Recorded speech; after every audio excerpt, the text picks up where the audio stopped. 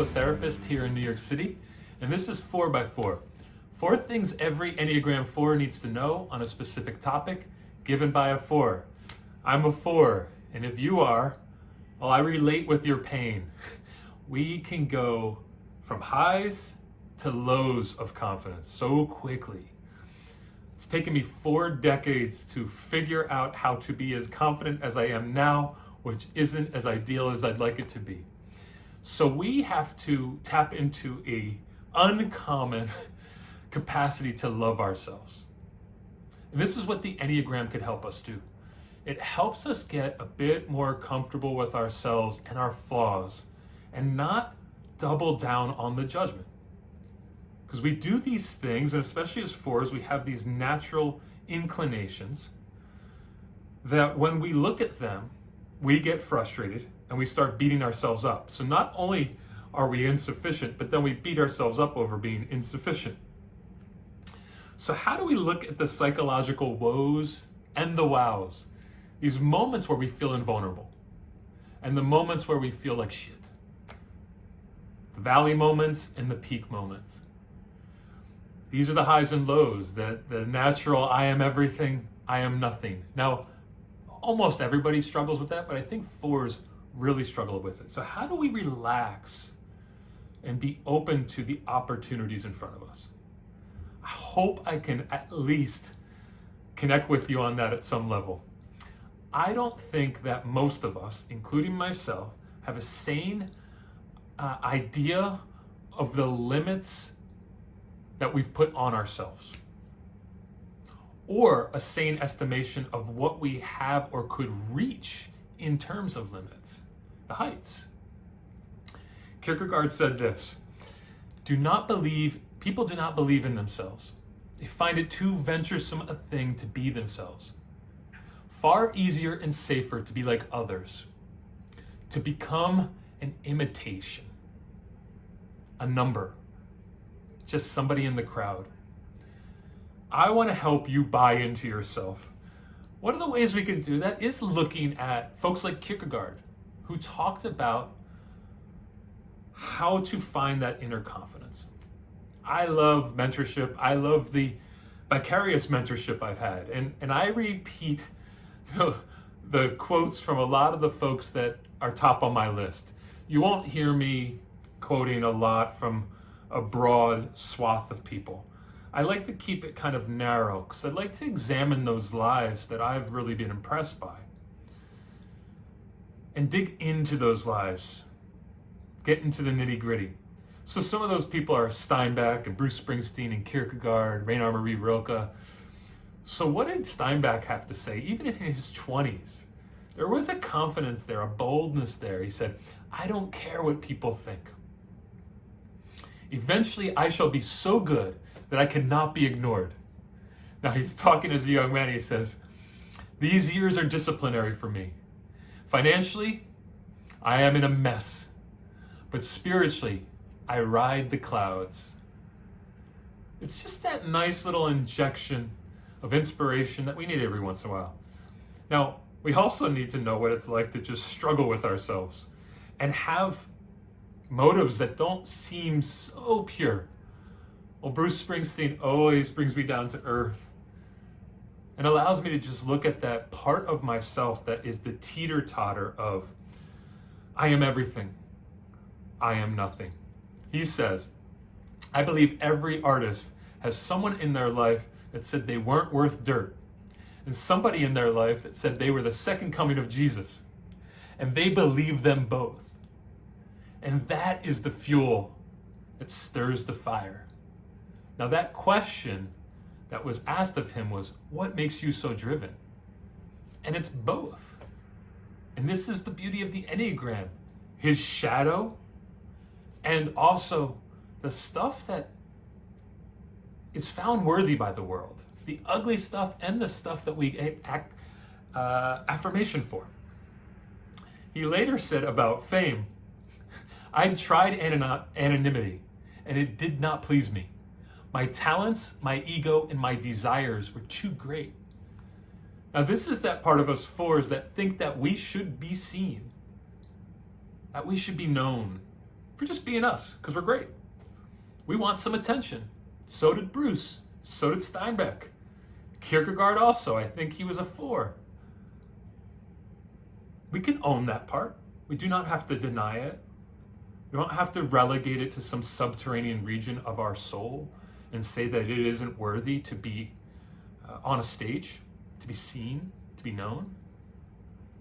And so my goal is to help you accept that a bit, help you just wrestle with confidence and find some maturity in your pursuit of it. To not devalue yourself along the way, but find the things that are greater about yourself, and while you also use the Enneagram to find your shadows. So let's get into it. So before I get into the 4 sections here, let me just ground us a little bit. We all have character defenses. We don't want to be exposed. We don't want to stand out, but we also don't want to be forgotten and ignored. But often we will shrink back. And as 4s, there's this part of us, our holy ideal. And the holy ideal is originality for us. We want to pursue what makes us us, what makes us original, and then live out of it. But we also want to shrink back because it's scary to be out there alone. The world can only partially reflect that originality, that holy ideal, the parts of ourselves that are just ours. No one has. They might be the same kind of color as somebody else, but it's a different shade of that color. And so to put that color out there, to live with that color on blast, is hard. Kierkegaard says this. I'll go back into Kierkegaard. Individuals appear who, like other heavenly bodies, go their once allotted way with an undeviated precision. I said that one slow because the words are kind of layered even in that one sentence.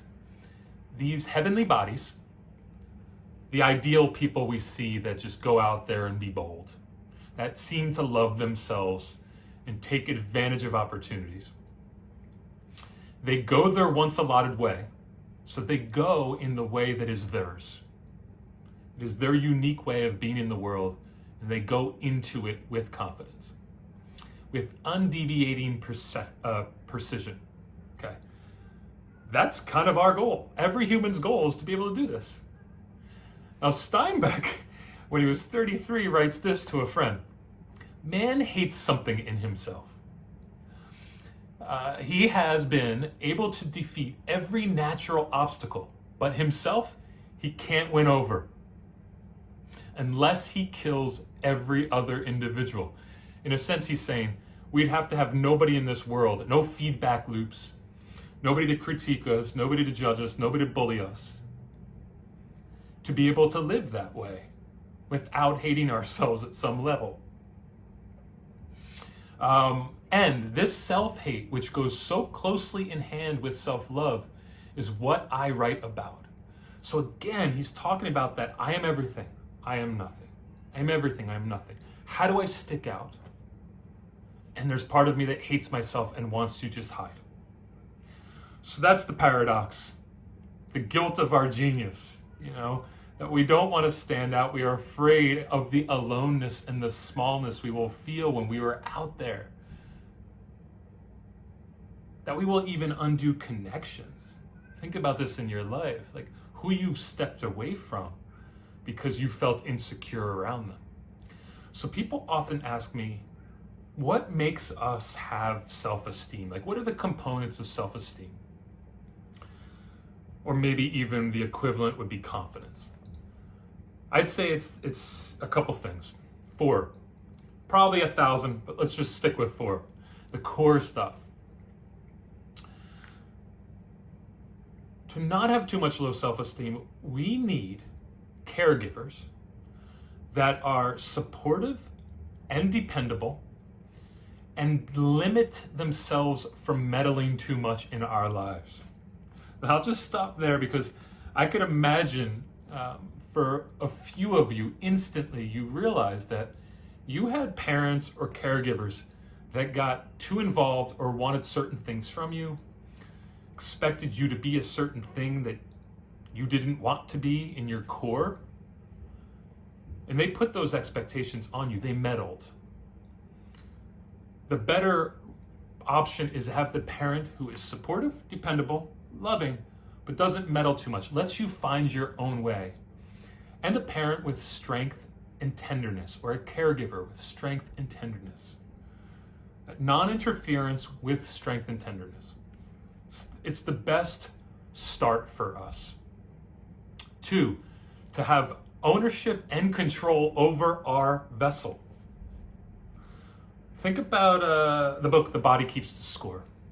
Trauma has happened in our life to our body in many different ways. Might have happened to you from someone else. So I encourage you, if you haven't worked through a lot of that, to go find support. Because maybe you were abused, taken advantage of, bullied. You were critiqued and humiliated about your body. Or your body was taken advantage of by a powerful person. That leaves trauma. And so we can start to hate our body and feel bound up in it. Like it's this casing that we want to escape. Disappointed by it. Maybe we feel like our body is betraying us. For me, for example, I had a late puberty. I was basically hairless on most of my body, including the parts that I wanted hair on when I was in my teens, until I was like 18, 19. I just did not progress in the ways a boy progresses into a man, in the speed in which everyone around me seemed to be going. Dudes in school were starting to get beards and mustaches and do things with others that I wanted to do, but felt radically insufficient to come and handle my business in any masculine situation. And I felt emasculated, and my body was a thing I hated. And it took me years and years to just start to chip away at the pain in which I had connected to my body image. Now, all of us probably still, no matter what season of life you are in or what confidence you have, still wrestles with their body. I just moved into my early 40s. My body does not do the same things it used to do. I have to reckon with that. So we will often feel like our body is a betrayal, but when we feel that we have some command over it and some ownership over it, it provides us more stability and more preparation to be confident in the world. So if the first one is caregiver support, second one is body control. Third is our community and our networks. Can they place the appropriate amount of resistances in our life to get the best out of us, but not overdo it or put extreme pressure on us that actually causes us to regress? In our early life, do we have the right amount of friction, but not to the point of chaos? We want to be led to our edge, but not to the abyss. And so you'll have to look at your life. What was the appropriate, necessary suffering that was provided? Boundaries, consequences, the right amount of peer-to-peer struggle, but not overboard. And for some of you, you grew up in very tough environments, or you were bullied, or you were picked on. You may have had certain level of chaos at your home. And so when you went out into the world, you picked the wrong people, and it just made the situation worse. And now as an adult, you're trying to find this confidence, but you've been held back for so long. Number 4, what are the primary attributes or skills, gifts? How do you find yourself useful? This is the purpose stuff. And this is told to us throughout our life by the people who are influential. And there's something core about us usually in our youth that knows something about us that no one else knows. We have to hold that fire there. This is probably what Bruce would talk about. I mean, he's talking about that fire where the fuel stirs and the fire is lit up, both the negative and positive, but we know something's true about us internally. Can we hold on to that and allow that to be our light that guides? All right, let's get into the 4. So here's number 1. To have an audience, we must lose an audience. So this is our personal sexy here. I had this moment when I was turning 40 that I thought, like, there's a certain sexiness I have that I am going to lose. And I was talking to my therapist about it, and he said, you have to let go of that kind of sexiness to find another sexiness. Like, we have to let go of the way we think it should go. And so in our desperation for attention, we are often looking for that audience. Who will give us the affirmation we need? Who will confirm from the outside that we are worth something? We will seek love, we will immerse ourselves in others, and we will lose our independence. This is where we look a little 2-ish, Enneagram 2-ish, codependent, where we look to others to affirm us. And so we want the audience to clap, say, yes, you are okay, whatever that audience looks like for you. Now, the first half of our life is a narcissistic experience. Those first 40 years, especially as 4s, we are trying to get our needs of attention met, and this isn't necessarily wrong. But when we go farther than we need to, and we are screaming for glory, and we are uncritically examining how we are trying to pull people in to give us attention that we can actually stand on our own 2 feet and not need them for, then we will actually allow people to discover us. And this is what I mean by we have to lose an audience to gain an audience. We have to divest of ourselves, divest of that 2-part to feel like we need others to affirm us. That codependency. Let go of the need to be discovered and sit back. Your personal worth, your uniqueness is self-evident. People will notice it. They just will. Like 4s have a thing. We'll be noticed. But when we are trying too hard, it's annoying. And then we'll try some kind of hostile overthrow or emotional breakdown, or we'll withdraw like a self-preserver because we didn't get what we wanted from the group. This is not a defiant sit back. You know, a lot of people will be like, accept me, take me or leave me. Take me or leave me. That's not what I'm talking about. This is a loosening of your shoulders, loosening of your heart's need, or maybe your heart's want, and get what you need, which is real affirmation because you are being authentic. So let's lose the group's attention on us, and actually enjoy our autonomy and our ability to stand on our own. Ability to be out there and be self-reliant. That does not mean don't share, does not mean don't have desires, does not mean don't connect or get support, but do it in a way that isn't desperate. All right, number 2, you are not normal and will not be reacted to normally. What gets in the way of our confidence? 1, needing that audience. 2, thinking that we're not gonna get reactions from people in this world. We will. You probably have gotten a lot of compliments over the years for just being you. Because 4s can get compliments for just being unique and original and authentic, which is cool.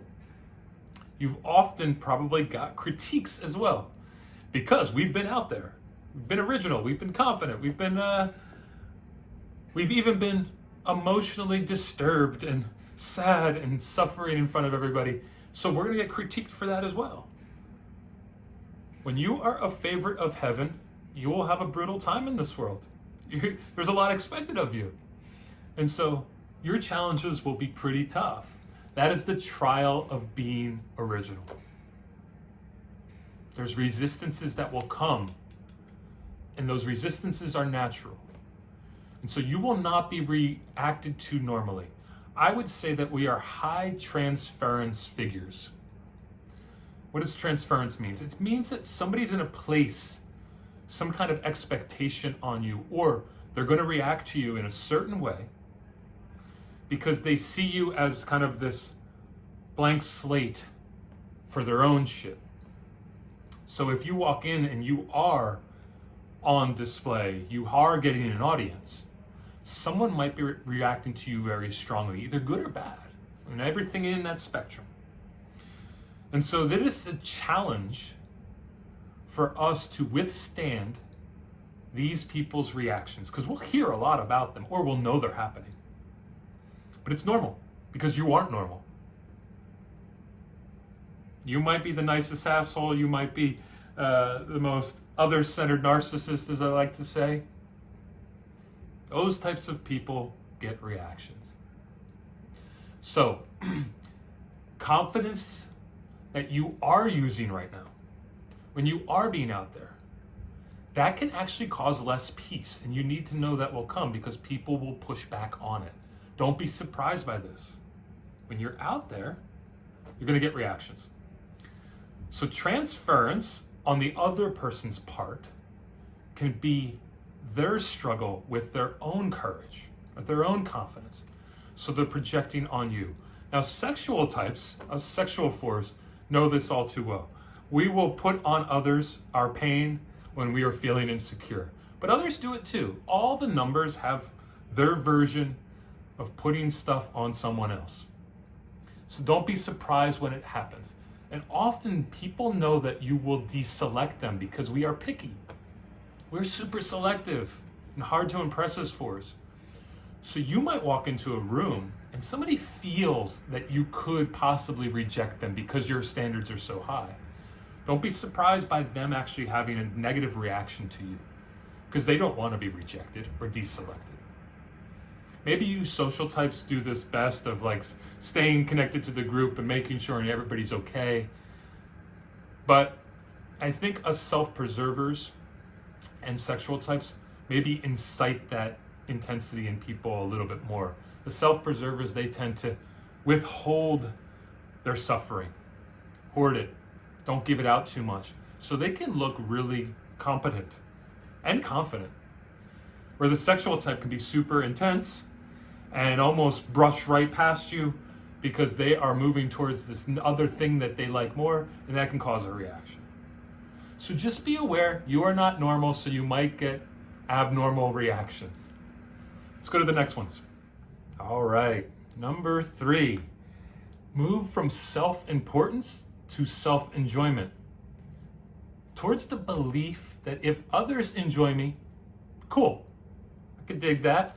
I like when other people enjoy me, but I want to enjoy me. So what might you have to do here? Maybe come up with a list.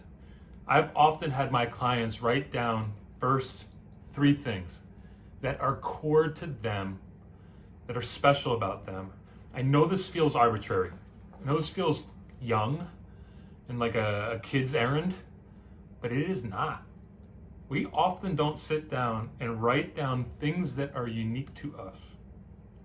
I don't mean just, I smile nice, I jump high. Write out one sentence that's detailed, that is actually makes smiling nice and jumping well unique to you. What's the poetry of how you jump? How do you express that jumping better than other people do? How do you smile differently than other people do? And I think you'll probably come down to some core parts of yourself that are expressed actually in the doing of those things. That's where we get to our core. So for me, trying to help you, trying to help anyone, I know for myself that I help people understand things about themselves they didn't know they wanted to know. There's kind of a surprise to a thing I might say. And it isn't forced. I've always been doing that. And I'm not saying this to tout myself in a certain way, just to show you that I enjoy that about myself. I remember once I was in this pool. We were at a pool party. My brother was there, who's a mentor of mine. And it was probably a group of 30 people. And I ended up in the pool with some guy that I had known for years, but really didn't know. It was more like, hey, how you doing? Very superficial. And this guy ended up talking to me for 3 hours in that pool and sharing his whole life. And I get out of the pool and almost everybody was like, what the hell happened there? Because he didn't really share with anyone. And I was like, I don't know, we just got into what his life was. I can't even remember what the conversation was because it didn't hit me that hard that he doesn't do this. But my brother later said to me, people will just open up to you about anything, and there's enough in that dialogue that surprises them, that they find out about something about themselves. It's unique. And so in that line, take that moment in the pool in which I'm just engaged. I'm engaging. Okay, maybe that's like the smile or the jump. But the line is, I help people understand things about themselves they didn't know they wanted to know. Put some work into it. Come up with 3 things, then 5 things. Indulge yourself. Indulge yourself in yourself. Luxuriate in who the hell you are without apology. We don't do that enough. We feel like it's wrong. We feel like it's something to be dismissed as self-involvement. But it is just self-enjoyment. And that isn't wrong. So, gravitate towards people who will help you also see that stuff, who will enjoy you and help you enjoy you. If you can be present with them, if they could be practical with you and just share those things, it could really take you pretty far. So ultimately, do not allow your life to fizzle by not shining a light on the things that have been endowed to you that no one else has, or you do it in a way no one else does. All right, lastly, number 4, you have to be ready enough to not mishandle your glory. You are glorious, right? Self-enjoy, go to it. But now don't mishandle that. But I'm gonna throw a little curveball at you.